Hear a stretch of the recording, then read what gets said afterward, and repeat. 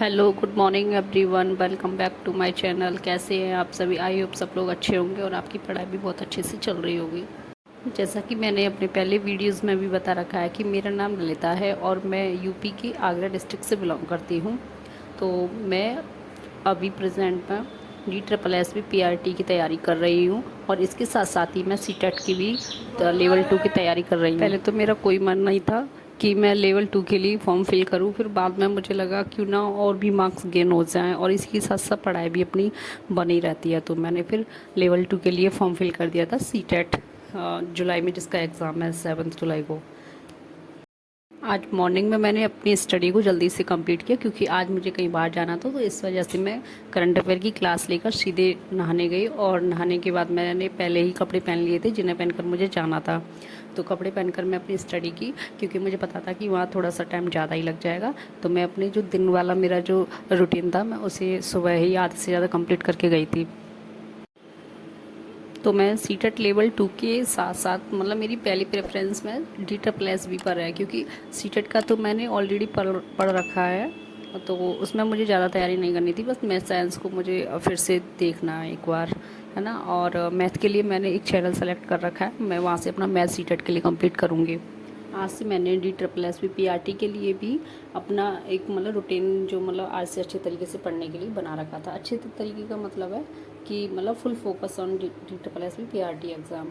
तो इसके लिए मैंने टॉपिक भी अपने सेलेक्ट कर रखे थे कि मुझे ये पढ़ना है, ये पढ़ना है। हिंदी से मैंने समास को किया, इंग्लिश से नाउन को, जियो का मतलब जियोग्राफी से एग्रीकल्चर को, और करंट अफेयर तो मैं डेली लेती हूँ, वही करनी है। उसके बाद मैंने हिस्ट्री में मौर्यकाल को। तो ये सब आज का मेरा रूटीन था और ये मेरा डे फर्स्ट है। और डे फर्स्ट क्या, मैं इसको 30 डेज़ ये मेरा रूटीन रहने वाला है। इन्हीं 30 डेज़ में मैं खुद को भी टेस्ट करूँगी कि मैं अपने सिलेबस को कि कितना कवर कर पाती हूँ और कहाँ तक कवर कर पाती हूँ। क्योंकि हम जब तक कोई टारगेट नहीं बनाते हैं ना अपने मन में, तब तक हम उस टारगेट पर अपना काम भी नहीं कर पाते। तो सबसे पहले अपने लिए एक टारगेट फिक्स करना चाहिए। और मैंने अपने पहले वीडियोज़ में भी बताया है कि सुबह उठकर सबसे पहले अपने लिए एक टारगेट फिक्स करो और फिर अपना पूरा दिन उस टारगेट को अचीव करने में लगा दो। तो शायद आपको शाम होते होते बहुत अच्छा फील होगा कि हाँ, आज मैंने टारगेट बनाया था और इस टारगेट को बना के मैंने ये गेन किया है। हाँ, मैं ये ज़रूर मानती हूँ कि शुरुआत में चाहे कोई टारगेट हो या फिर कोई वर्क हो, हमें शुरुआत में उसे करने में थोड़ा सा टाइम लगता है और हमें थोड़ी सी दिक्कत भी होती है, लेकिन इसी का नाम ज़िंदगी है। क्योंकि स्ट्रगल सबकी लाइफ में है, सबको अपने अपने तरीके से उन स्ट्रगल को फेस करके आगे बढ़ना होता है, मेहनत करनी होती है और उस स्ट्रगल को हमें अपनी मेहनत के सामने झुकाना ही पड़ता है। जब तक हम मेहनत नहीं करेंगे तब तक हम कभी सक्सेस नहीं होंगे।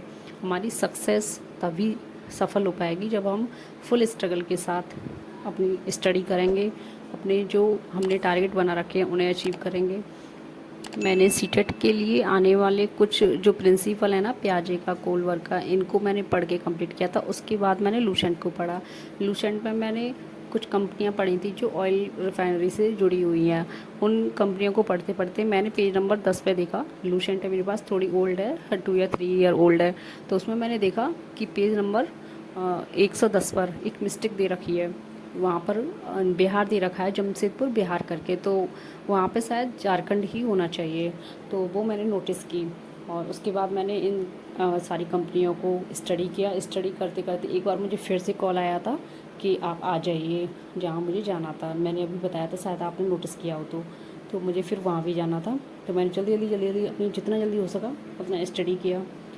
और ये तो अच्छा था कि ये सारी कंपनियां, मतलब ये वाला टॉपिक मेरा पहले से ही पढ़ा हुआ था, तो मैंने जितना जल्दी हो सका उतना रिवाइज कर लिया कि पढ़ी हुई चीज़ों को फिर से पढ़ें तो वो हमें कम टाइम में जल्दी याद हो जाती हैं।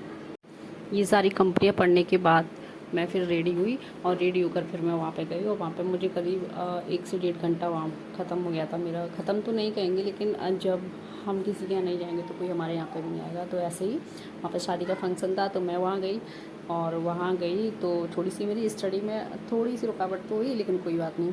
फिर आकर मैं वहाँ से अपना पूरा चेंज की कपड़े वपड़े, फिर आके मैंने घर का थोड़ा सा काम किया क्योंकि आपको मैं पहले भी कई बार बता चुकी हूँ, मैं अपने घर में सबसे बड़ी हूँ, मतलब भाई बहनों में सबसे बड़ी हूँ।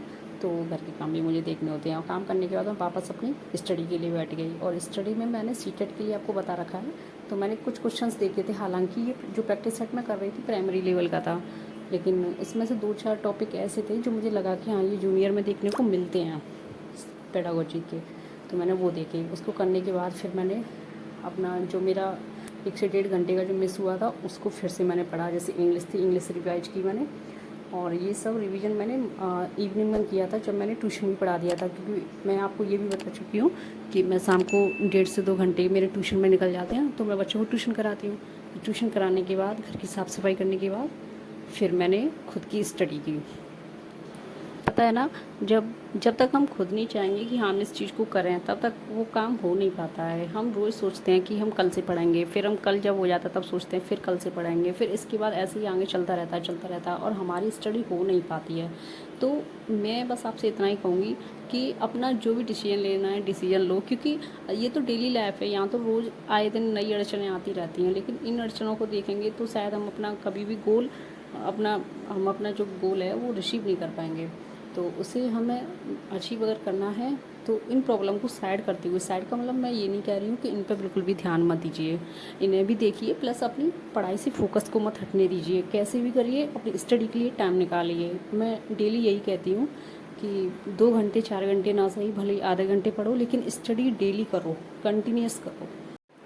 और हाँ, एक और इम्पॉर्टेंट इन्फॉर्मेशन कि मॉर्निंग में जो 6 AM पर कुमार गौरव सर की जो करंट अफेयर की क्लास आती है, उसी क्लास में सर ने जीके जीएस को मैदान सीरीज के नाम से ऐड कर लिया है। अभी लगभग 2 दिन पहले ही स्टार्ट हुई है। तो आप अगर अपनी जीके जीएस को स्ट्रॉन्ग बनाना चाहती हो, जिनका इस पार्ट को लेके मतलब कहना है कि हमारा ये पोर्शन वीक है, तो अगर आप उसे फॉलो करें उस क्लास को, तो आपको बहुत अच्छा फील होगा।